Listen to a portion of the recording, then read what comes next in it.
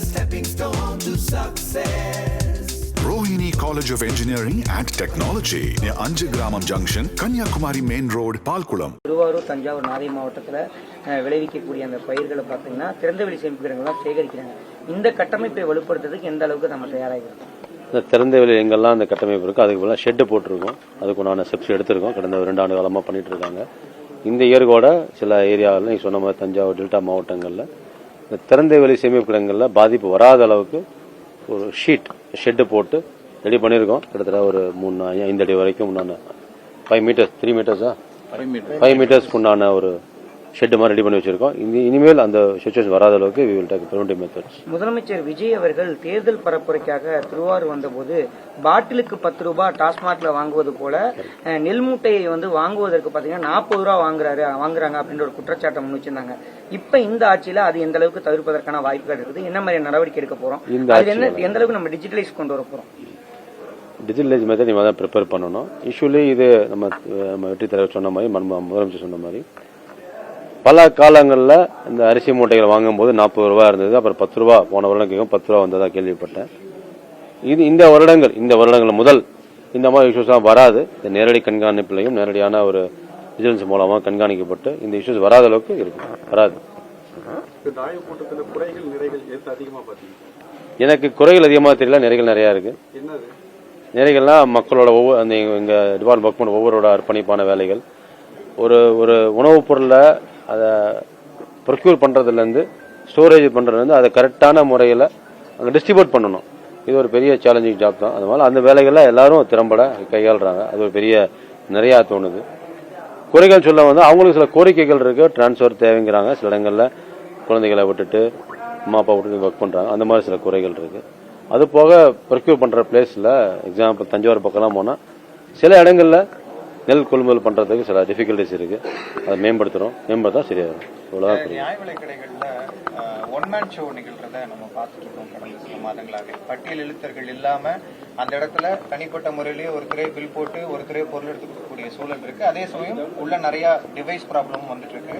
இது தொடர்ந்து நடக்கிறதா குற்றச்சாட்டு கடந்த ஆட்சியில இறுதி வரைக்குமே இருந்துச்சு. இதுக்கப்புறம் அதை நிவர்த்தி பண்றதுக்கான முயற்சிகள் தாவேக்கா அரசு எடுக்கும். கண்டிப்பா எடுக்கும். சொல்ல போனா கிட்டத்தட்ட இந்த நம்மளோட வாணிப கழகத்துக்குள்ள 1500 ஷாப்ஸ் இருக்கு.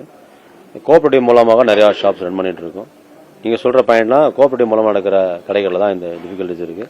அதையும் சம்பந்தப்பட்ட துறை அமைச்சரிடம் பேசிட்டு முதலமைச்சர் கவனத்திற்கு கொண்டு சென்று துறை நடவடிக்கை கண்டிப்பாக எடுக்கப்படும். 2012 தற்காலிக பணியாளர்கள் பணி நியமனம் செய்யல அப்படிங்கிற ஒரு இப்ப வாணிப கழகத்துல பட்டியல் எழுத்தர்கள், காவலர்கள் உள்ளிட்ட பலருக்குமான பணியிடங்கள் காலியா இருக்கிறதா அதான் கோரிக்கையாக கொடுத்திருக்காங்க. அந்த கோரிக்கையை முதலமைச்சர் பார்வைக்கு கொண்டு சென்று சம்பந்தப்பட்ட டிபார்ட்மெண்ட் பேசிட்டு we will comply பண்ணுவோம். கடந்த 10 வருஷமா வாணிப கழகத்துல பணியாற்றக்கூடியவர்களுக்கு 2200 ரூபாய் தான் பென்ஷன் தொகையா வழங்கப்படுகிறது. அதை உயர்த்தணும்னு சொல்லிட்டு 10 வருஷமா போராட்டி இருக்கிறதா சொல்றாங்க. அதை உயர்த்ததுக்கான 10 ஆண்டுகளா 7 ஆண்டுகளா இருக்குன்னு நான் கேள்விப்பட்டேன். பேசிட்டு இருக்கோம் சொன்னாங்க. அந்த ஒரு கோரிக்கையும் கேட்டிருக்கேன். அதையும் அனலைஸ் பண்ணிட்டு முதலமைச்சர் பார்வை கொண்டு போய் சிறப்பு செய்வோம். இந்த வயது முதிர்ந்தவர்கள் மாற்றுத்திறனாளிகளுக்கு வீடு தேடி ரேஷன் திட்டம் கொண்டு வந்தாங்க கடந்த ஆட்சி காலத்தில். இப்போ ஃபண்டிங் அலோகேட் பண்ணல அப்படின்ற ஒரு குற்றச்சாட்டு முன்வைக்கப்படுது. எந்த அளவுக்கு நம்ம ஆட்சியில தொடர போறோம் அந்த திட்டத்தை? தலைவர் சொன்ன மாதிரி மக்களுக்கு தேவையான திட்டங்கள் எந்த விதமான குறைபாடும் இல்லாமல் மக்களை சென்றடையும். அது எந்த மாற்று கருத்தும் இல்லை. என்னெல்லாம் நல்ல திட்டங்கள் மக்களுக்கு பயன்பட முடியுமோ, மக்களுக்கு கிடைக்குமோ அந்த சர்வீஸோ அந்த தேவைகளையோ குறைபாடு இல்லாமல் செய்ய சொல்லியிருக்காரு தலைவர். எங்களோட முதலமைச்சர் இல்லை குறையெல்லாம் செய்யும். ஃபண்டு குறைபாடு எதுவுமே இல்லை. கண்டிப்பா நடக்கும். இந்த வீடு தேடி ரேஷன் திட்டத்தை இன்னும் விரிவடைப்பதற்கான வாய்ப்புகள் இருக்குதா? கண்டிப்பா உண்டு. மக்களுக்கு உபயோகமான, மக்களுக்கு உதவக்கூடிய, மக்கள் தேவைகளை பூர்த்தி பண்ணக்கூடிய திட்டம் எதுவாக இருந்தாலும் முதலமைச்சர் சொன்ன மாதிரி அந்த விதமான திட்டங்களை எந்த காம்ப்ரமைஸ் இல்லாம மக்களுக்கு உண்டான தேவைகளை கண்டிப்பாக இந்த அரசாங்கம், இந்த அரசு, இந்த அமைச்சகம் வேலை செய்யும். செலவினங்களை குறைக்க துறை, அதாவது உதாரணமா பாத்தீங்கன்னா இந்த கட்டடங்களுக்கு எவ்வளவு வாடகை கொடுக்கப்படுதுன்னு ஒரு விஷயம் இருக்கு. அது சொந்த கட்டிடம் புஷ்வாக்கத்தில் ஒரு அது நடந்துகிட்டு இருக்கு. ஆமா, அது கன்ஸ்ட்ரக்ஷன் நடந்துகிட்டு இருக்கு. 6 மாசம் ஒர்க் நடந்துட்டு இருக்கு. அந்த ஒவ்வொரு பில்டிங் கட்டும் போதும் ஒவ்வொரு கட்டுமானம் வருமோ அதுக்கு டெண்டர் கோட் இருக்கும். அதுக்கு டியூரேஷன் கொடுத்துருவாங்க. 6 மாசம் 8 மாசம் 1 year இருக்கும். ஸோ அந்த புரசவாக்கத்தில் இருக்கிற பில்டிங் கட்டுமானம் போய்கிட்டு தான் இருக்கு. 6 மாசம் டைம் கேட்டு அந்த கான்ட்ராக்ட் பீரியட் இருக்கு. அதுக்குள்ள அதையும் போய் இன்ஸ்பெக்ஷன் பண்ணி எந்த லெவல் நடந்துட்டு இருக்குன்னு பார்த்துட்டு துரிதப்படுத்தி குறிப்பிட்ட காலகட்டத்துக்குள்ள அதையும் இந்த வேலையை முடியும். இப்போ தலைமைச் செயலகத்தில் பயோமெட்ரிக்ல குறித்த நேரத்திற்கு பணியாளர்கள் வரணும். அதே மாதிரி இந்த துறைக்கு உங்களுடைய டவுன் பண்ணுங்க செய்வோம். அது இப்பதான் ஆலோசனை பண்ணிக்கிட்டு இருக்கேன். முதல்ல இந்த மாதிரி ஒரு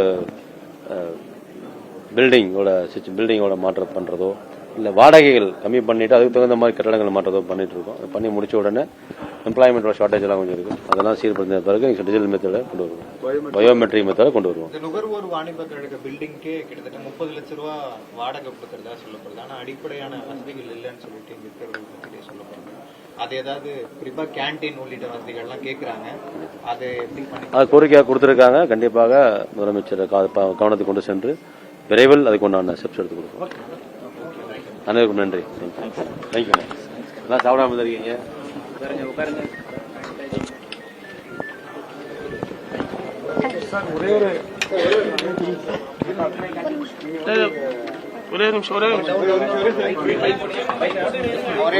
அதிகாரிகளோட பேசுறீங்க இல்லையா, இந்த அரசு ரொம்ப கம்ஃபர்டபுளான அரசு, பக்கத்துல வந்து உட்காருங்க.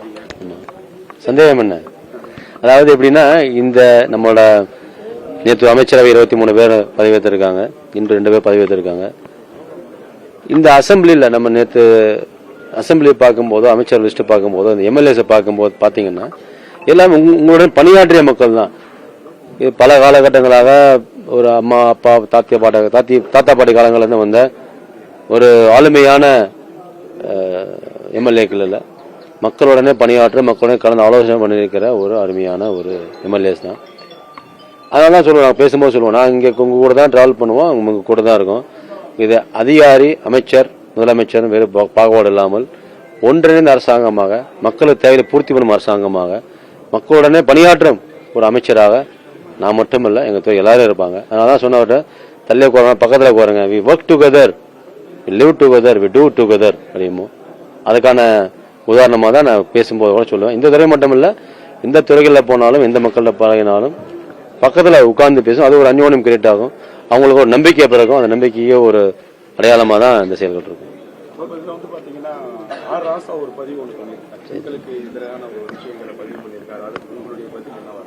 அதை பற்றி நான் ஒன்றும் பார்க்கல, இந்த என்கொயரி வேலையாக இருக்கேன், அதை சொல்லுவோம். தேங்க்யூ. தேங்க்யூ.